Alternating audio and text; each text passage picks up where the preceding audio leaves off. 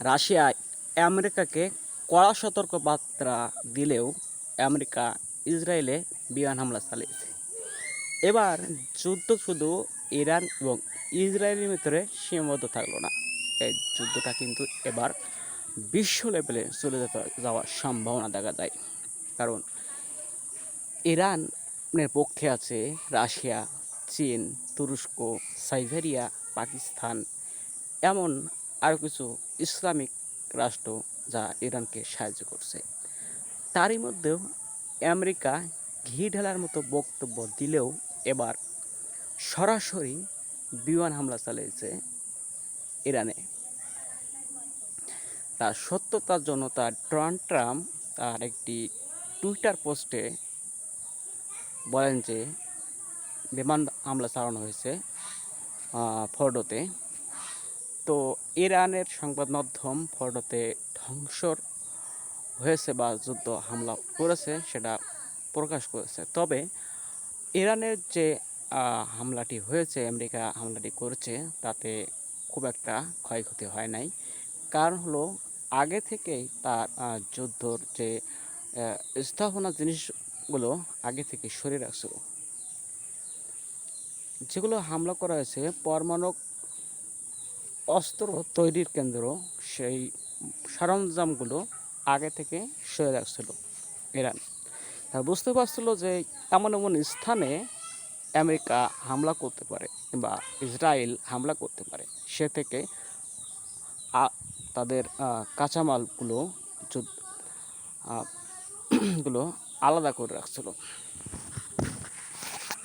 এই জন্য হামলা চালালেও ক্ষতি হয় নাই। কিন্তু এবার যুদ্ধটা কিন্তু পর্যায়ক্রমে বিভিন্ন দেশের সাথে আরেক দেশের সাথে সংঘাতে জড়িয়ে যাওয়ার সম্ভাবনা দেখা যায়। কারণ আমেরিকা যেখানে বিশ্ব দাদা, বিশ্বমণ্ডল, সেখানে সরাসরি যুদ্ধে যখন জড়ায় তখন তার নিজ দেশেরই নিন্দা ঝড় বইছে। কারণ তিনি একটা মণ্ডল বা বিশ্বের মহান নেতা, তিনি সরাসরি যুদ্ধের উস্কানি দিলেও সরাসরি হামলা করার মতো পরিস্থিতি হয় না কখনো। তো এবার সরাসরি কিন্তু হামলা করছে।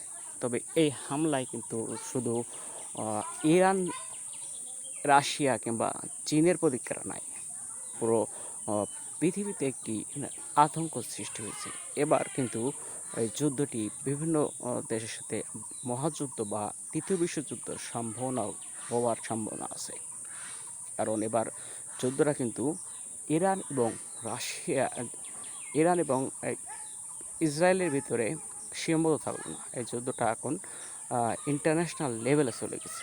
এবার রাশিয়া যদি আমেরিকাকে হুঁশিয়ারি দিয়েছিল এবার যদি ক্ষেপণাস্ত্র মারে, সাথে তুরস্কও আমেরিকার দিকে ক্ষেপণাস্ত্র ছুড়বে, চীন আছে। তো সংঘাতে কিন্তু যুদ্ধর পরিধি বাড়তে থাকবে, কমবে না। এখানে আমেরিকাকে অবশ্যই এটা যুদ্ধ বন্ধর পদক্ষেপ না নিয়ে তারা উল্টা সরাসরি যুদ্ধে জড়িত হলো। এটা বিশ্ব কিন্তু ভালোভাবে দেখছে না। তো একটি মুসলিম রাষ্ট্রকে যখন হামলা করে কিন্তু মুসলিমরা কিন্তু বসে থাকবে না। এবার পুরা মুসলিম বিশ্ব এবং বাতিল শক্তিগুলো এক হওয়ার সম্ভাবনা আছে। তার মধ্যে তুরস্কই ৫৭ মুসলিম রাষ্ট্র এক হয়েছিল। গতকাল একটি রাজনৈতিক সম্মেলন অনুষ্ঠিত হয়েছিল। সেখানে ৫৭টি দেশ একসাথে ইসলামিক রাষ্ট্রের প্রধানরা একত্রিত হয়ে একটি বৈঠক করে। তা থেকে বোঝা যায় যে মুসলিম রাষ্ট্রগুলো এবং আমেরিকার পক্ষে মানে মুসলিম বিরোধিতা ধর্মগুলোর সাথে ধর্মিক যুদ্ধে পরিণত হওয়ার সম্ভাবনা আছে বলে মনে হয়।